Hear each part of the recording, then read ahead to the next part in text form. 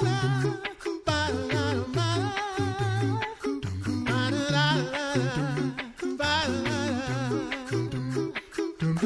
listening to The Coffee Hour. I'm Sierra Leone.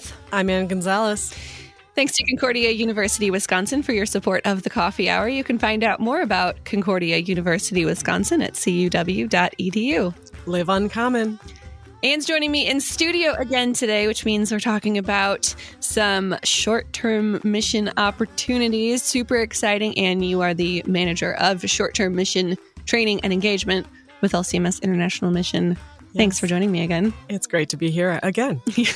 You always bring great stories to share about people being able to use their skills and talents on these mission trips in various places around the world, which is very exciting. And today we get to talk about Mercy Medical Teams. I love sharing these stories. These are really cool opportunities for people to, with specific skills, to be able to share those skills and also talk about Jesus to people who need to hear about Jesus too. So joining us today is Steph Schulte, Mercy Medical Coordinator for West and Central Africa for LCMS International Mission. Thanks for joining us today, Steph.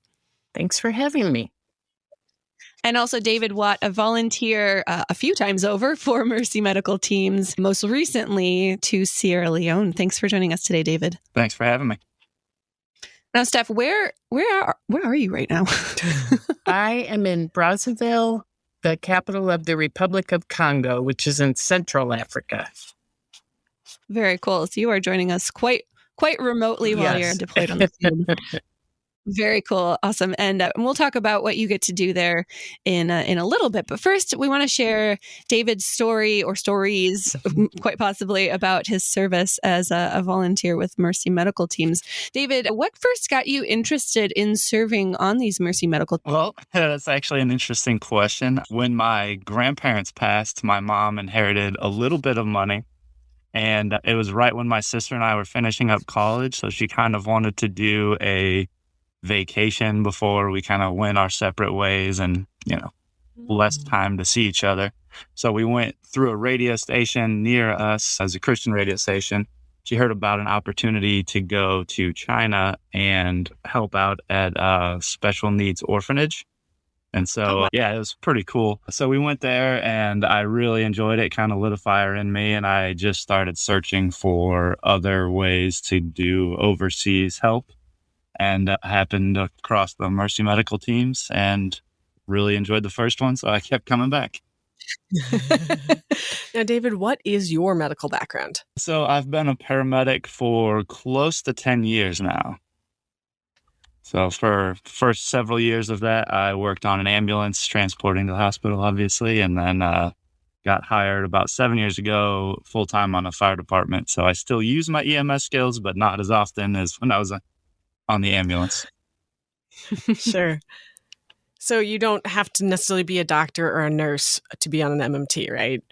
That is correct. I know on a few of them that I've gone on, there are people that have no medical background, and sometimes they're a big help with just everything else that goes on during the teams. Yeah. So you had this traveling abroad experience. Did you have any other experience traveling abroad before you went on your first MMT? No, I did not. Jumping right in. There you go. So you guys were just in Sierra Leone. Tell us a little bit about the community where you served. So we were in Bo. Steph probably is better at answering this question than I am. It was a little bigger of a town than what the other trips I've gone to. But other than that, I don't actually know a whole lot about Bo. Well then, Steph. So, David's right. It is actually quite a bit bigger than where we normally go, but there is a Lutheran church there and as well as a Lutheran school. And so they asked us, could we please hold the clinic in the school there, as an outreach to the neighborhood. We were closer to other medical care than we normally like to be. But since it was our first one back post-COVID, or at least, we're post-COVID start, and this was the one that the church really wanted us to go to, we went ahead and said, we could do that. Mm-hmm. Mhm. So, David, what kinds of things were you able to participate in on this trip specifically with your medical background? So this trip specifically, I did a lot more of the vital station. So I was taking people's temperature, blood pressure, pulse, and their weight. That way, later down the road, if they need to receive any medicines in their weight base, they can. So that was my main job on this trip. And then on other trips, I've done various other aspects of the team. Sure. So how did the American team partner with the local? Well, as Steph said, we did it at the Lutheran school there. So a lot of the pastors are actually the translators and, help with crowd control of having people go where they need to go. And do you have anything to add to that, Steph? Well, and pastors were there to pray with everybody at the end of once they made their way through the system. And one kind of cool thing about this one was that there's a high percentage of Muslims in this town that we were at, but we did not have one single person come through who refused a Christian pastor to pray with them. And the one guy who did a lot of the prayers, he made it absolutely clear that he was praying in Jesus's name. So that was really a very great opportunity to witness to Christ to people that, you just don't often get an opportunity to share Jesus with. Yeah. David, can you tell us some stories about some of the people that you were able to meet on this trip or on previous trips too, since you've done several others? Who are the people that you're able to meet and interact with? So one of my favorite things was there was a little boy, maybe 6 years old. And one of the first days we had an empty water bottle and we're playing soccer with him. And then every day after that, he would come and wave and smile and pretend to kick a ball.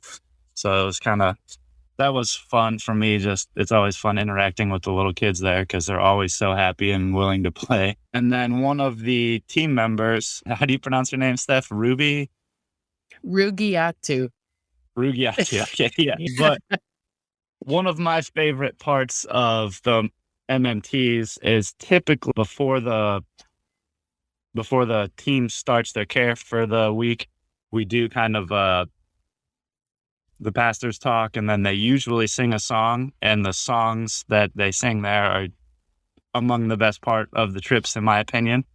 And Rugi, she actually, before our team did any devotions, she would always sing a song, and it's always awesome to hear the local native language singing a song of praise. And you don't really know what they're saying sometimes, but you can feel the Holy Spirit moving. So it's pretty cool. That's awesome.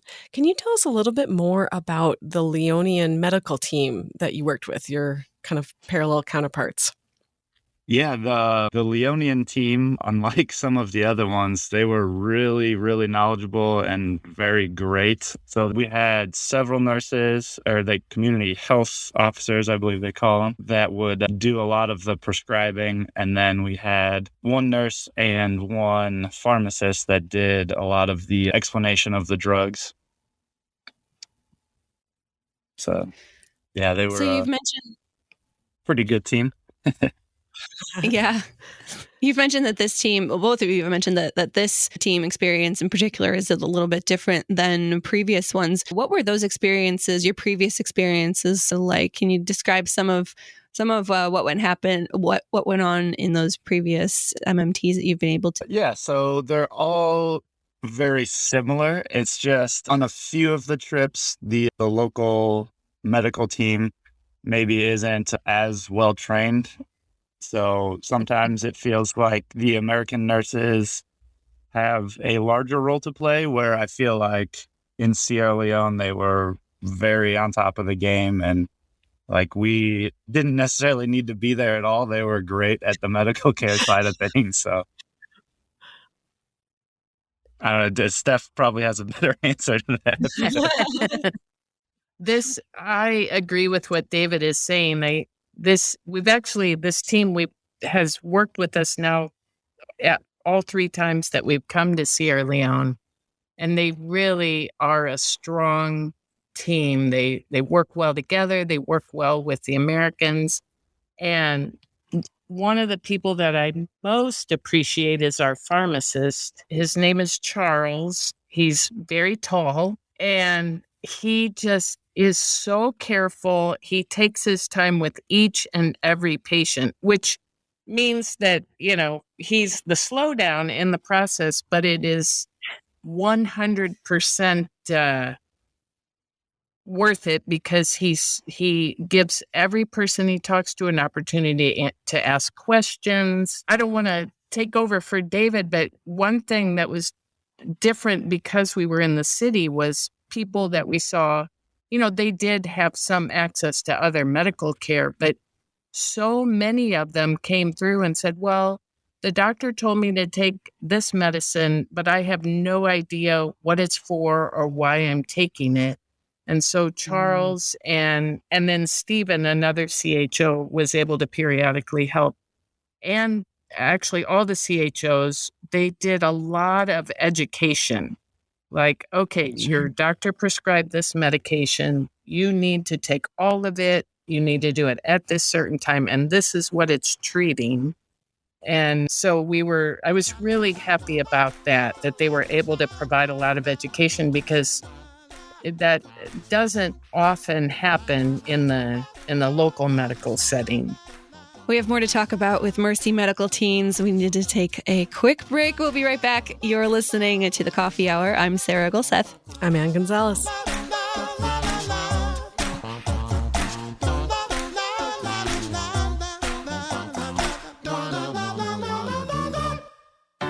At Concordia University, Wisconsin, we believe you were created for a reason: to use your God-given gifts to help others, to live a life of self-sacrifice in a me-first world, to live a life that's uncommon. Whether you're taking one of 50-plus online programs or learning with us in person on the shores of Lake Michigan, you'll be equipped to make an uncommon impact. Learn more at cuw.edu. Concordia University, Wisconsin. Live uncommon.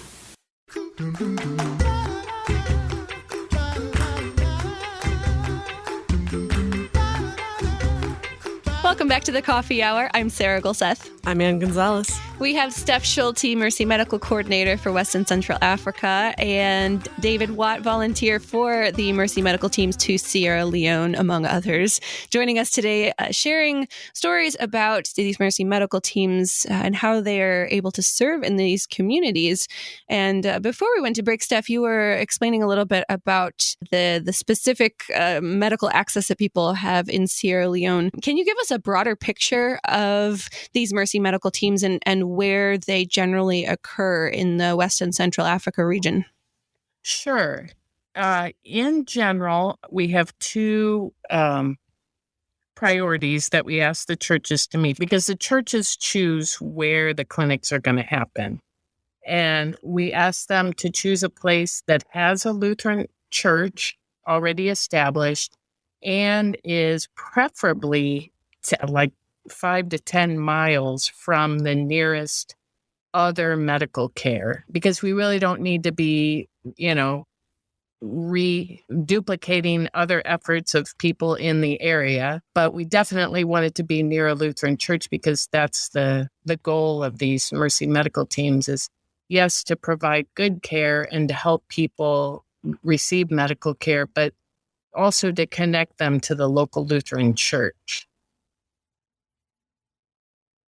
Sure. So, Steph, as you are involved in Mercy Medical work, how do MMTs and also the other medical work that you're involved with make a difference in these communities? Well, I haven't gotten much feedback from this most recent one yet, because it literally just happened.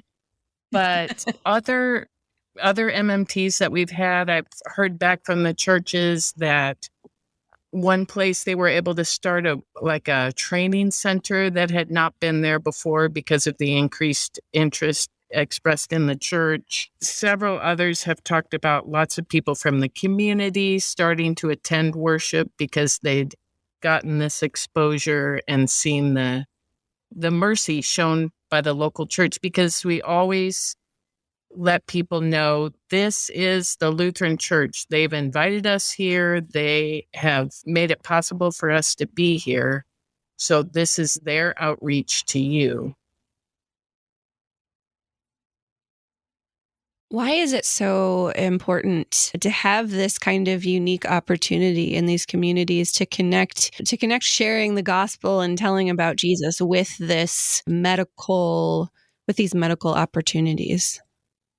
Well, for instance, in Sierra Leone, the current number is closer to about 10,000, but the first Mercy Medical team we had in Sierra Leone, we had heard on the radio early on when we got there that there was one medical doctor, one physician for every 30,000 people in the country. Oh. Yeah, it's pretty intense. So, they had a civil war that went on for, I think it was 12 years. And then they were just kind of getting back on their feet. And then they were really hit with the West African Ebola. They lost over 12,000 people. And a lot of those people were medical personnel, because when you're sick, you go to the clinic, and they didn't know right away what they were dealing with, and didn't have the capacity to deal with such an infectious, fatal disease. So it really took a toll. In fact, the two CHOs that we worked with, I had asked them before about Ebola, and I got kind of vague answers like, yeah, we helped out with it. But this time maybe they trust me a little more because I'm keep coming back. But this time I got more detail about the work that they did and how stressful and intense it was. And that, this just was a very difficult time for everybody involved in healthcare. Yeah. Yeah. So, Steph, you mentioned that this was the first MMT since COVID started. And what plans are happening for the future? What do you think is going to happen next? Well, I'm hopeful that we can schedule more Mercy Medical teams in 2023. This was our first sticking our toe back in the water. And, I knew we wanted to go to Sierra Leone because, as David said, we have such a strong local medical team that we work with. And also I kept our American team small, specifically because I didn't know what we were going to run into, COVID related. And so it was a good first one back. Everybody made it through. The testing worked out. We didn't have any trouble with anybody, getting stuck due to a positive test or anything. So now I'm encouraged to try it in other places. But this was my test. Like, can we still do this? I don't know. But yeah, it went quite well. Thanks be to God, everyone made it through that testing. I know we've heard a lot of stories about international travel and people just getting stuck in airports because you have to test when you fly through places, and you never know what's going to happen. We have plans for that if it does happen, but thanks be to God, it has not happened to any of our volunteers yet. Yes. So, yes. Now, David, with all of these experiences that you've had, these MMTs that you've been able to go on, what do you take away from these experiences? How does this affect how you live out your daily life when you're not doing an MMT? Well, that's a good question.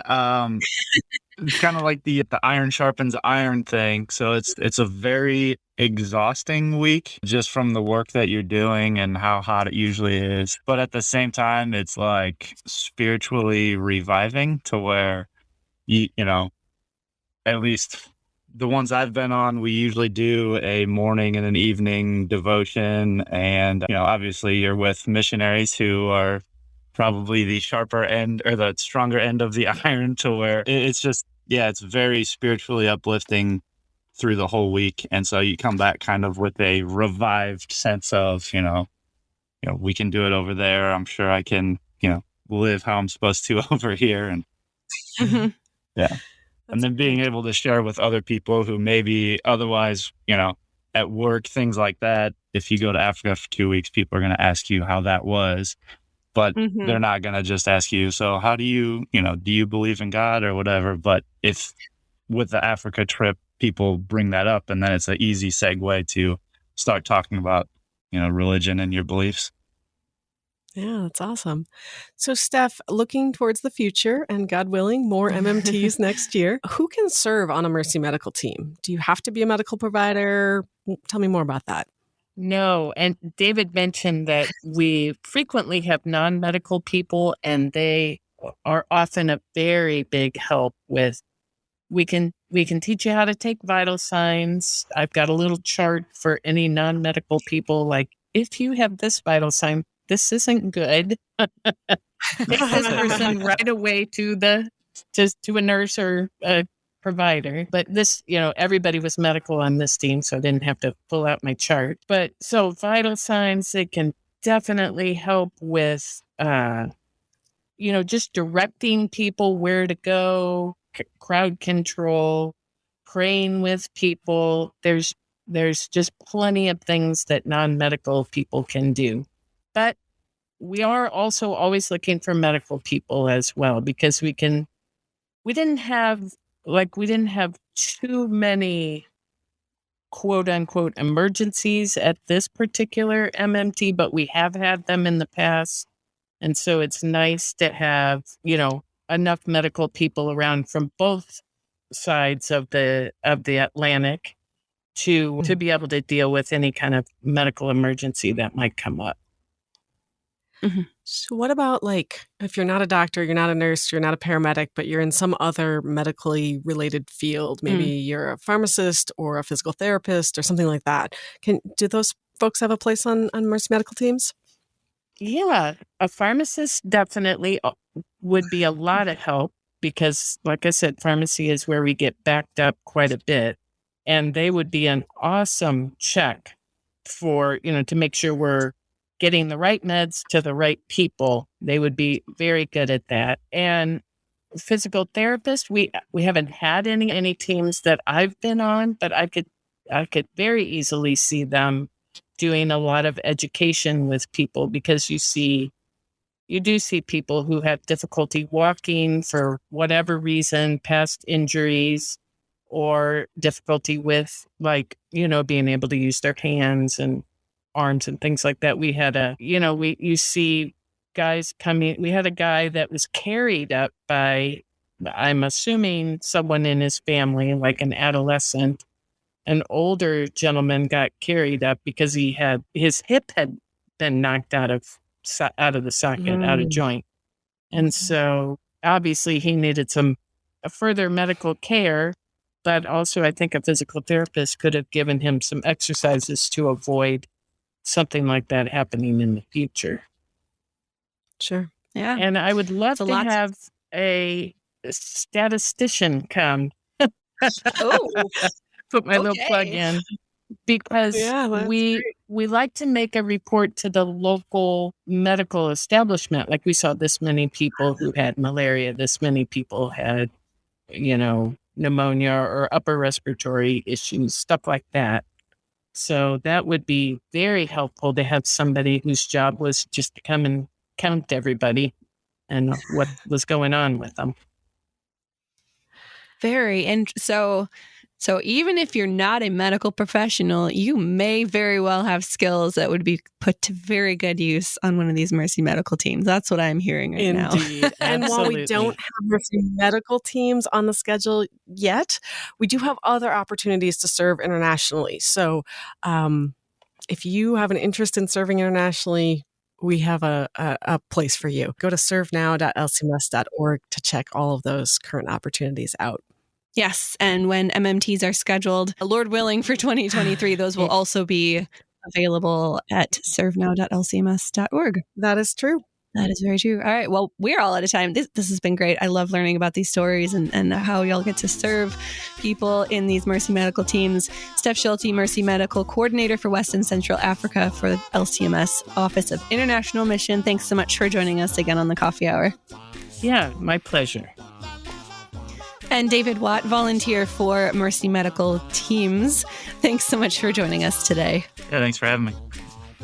And Anne, as always, Thanks for being my co-host today. It's my pleasure. You've been listening to The Coffee Hour. I'm Sierra Leone.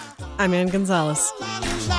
The Coffee Hour with Andy and Sarah is a production of KFUO. To support The Coffee Hour and KFUO Radio, visit KFUO.org. You can also text KFUO to 41444 or send an email to gifts@kfuo.org. And you can call us at 800-844-0524. KFUO. Christ for you, anytime, anywhere.